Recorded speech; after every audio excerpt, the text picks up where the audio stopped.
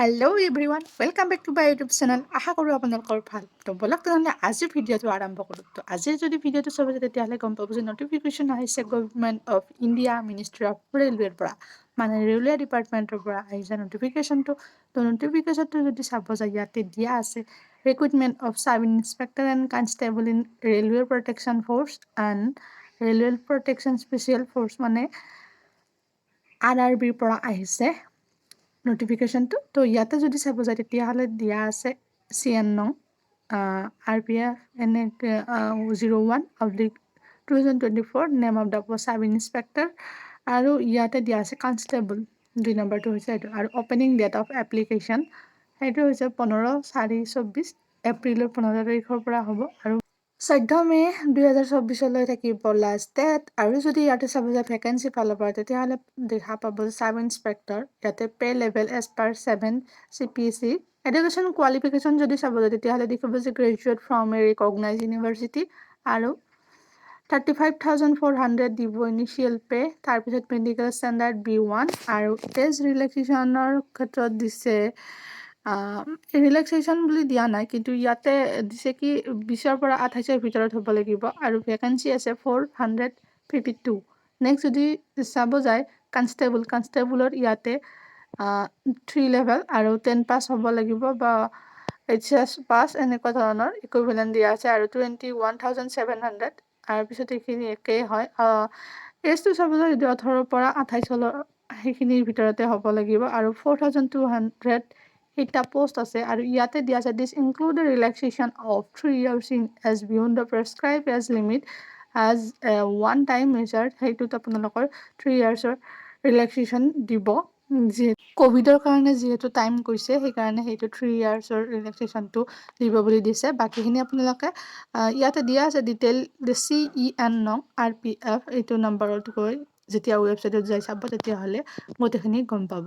Next যদি as ৰিলেক্সেশ্যনৰ সেইটোতো দিয়া আছে। নেক্সট যদি চাব যায় ইয়াতে দিয়া আছে যে candidate should ensure that they possess fulfil all eligibility condition prescribed for post, মানে ইয়াতে দিয়া আছে কেণ্ডিডেট কোনোবা যদি ৰিজাল্টৰ কাৰণে ৱেইটিং কৰি আছে তেতিয়াহ'লে এপ্লাই কৰিব নালাগে। নেক্সট যদি চাব যায় ফিজিকেল মেজাৰমেণ্টতো দিয়া আছে, যেতিয়া আপোনালোকে ৱেবছাইটত যাই পেলাই গোটেইখিনি চাব তেতিয়া তাত দিয়াই থাকিব physical মেজাৰমেণ্টৰ।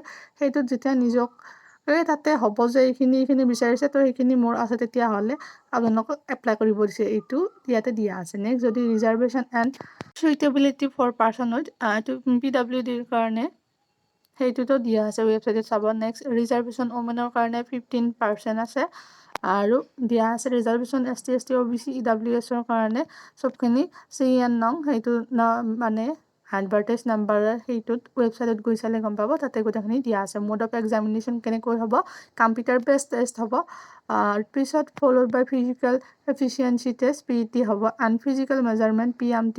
For further details refer to detail CN তাতে চাব দিছে। নেক্সট যদি চাব যায় কেটেগৰিজ কমিউনিটিজ অফ কেণ্ডিডেট তাৰে দিয়া আছে যে কাৰ কিমান কৰি হ'ব, তো 500 দিয়া আছে ফৰ অল কেণ্ডিডেট।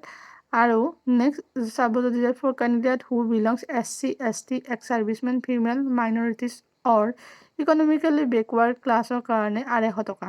নেক্সট দিয়া আছে note only candidate who attend CBT will get a refund of their examination fees as mentioned above, মানে কি CBT কম্পিউটাৰ বেছড এক্সামটো দিব গ'লে যিখিনিয়ে অলৰেডি এপ্লাই কৰিব তেওঁলোকে যেতিয়াখিনি পে'মেণ্ট কৰিব কিন্তু CBT দিব যোৱা নাই তেওঁলোকক ৰিফাণ্ড মানে ঘূৰাই নিদিয়ে, কিন্তু যদি যিসকলে কম্পিউটাৰ বেছড এক্সামটো দিব যায় তেওঁলোকক পইচাটো এপ্লাই কৰা পইচাটো ঘূৰাই দিব।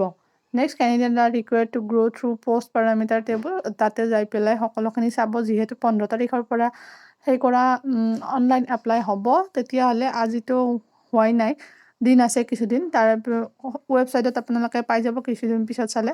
এলিজিবিলিটি ক্ৰাইটেৰিয়াখিনি বাকীখিনি গমেই পালে, আৰু যদি আপোনালোকে চাব যায় তেতিয়াহ'লে গম পাব যে কি ৱেবছাইটটো ক'ত দিয়া আছে। তো সেইটো আপোনালোক দেখুৱাই আছোঁ, ৱেবছাইট আচলতে ক'ত দি আছে, ৱেবছাইট এড্ৰেছ দিয়া আছে আহমেদাবাদৰ কাৰণে www.rrb.ahmedabad.gov.in। আৰু যদি আপোনালোকে আমাৰটো চাব যায় তেতিয়াহ'লে গুৱাহাটীতো চাব লাগিব, সেইটো হৈছে www.rrbguwahati.gov.in। এইটো ৱেবছাইটত গৈ পেলাই সকলোখিনি চাই ল'ব, আৰু নাম্বাৰটো যিহেতু দিয়া আছে RRB/SC/AD/CENRPF 01/2024 2024 and RPF 02/2024 এইটো আছিলে।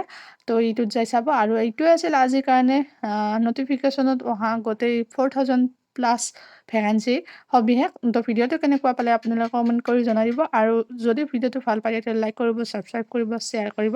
এণ্ড থেংকছ ফৰ ৱাচিং। নিউ আপডেটৰ বাবে ছাবস্ক্ৰাইব কৰি থ'ব।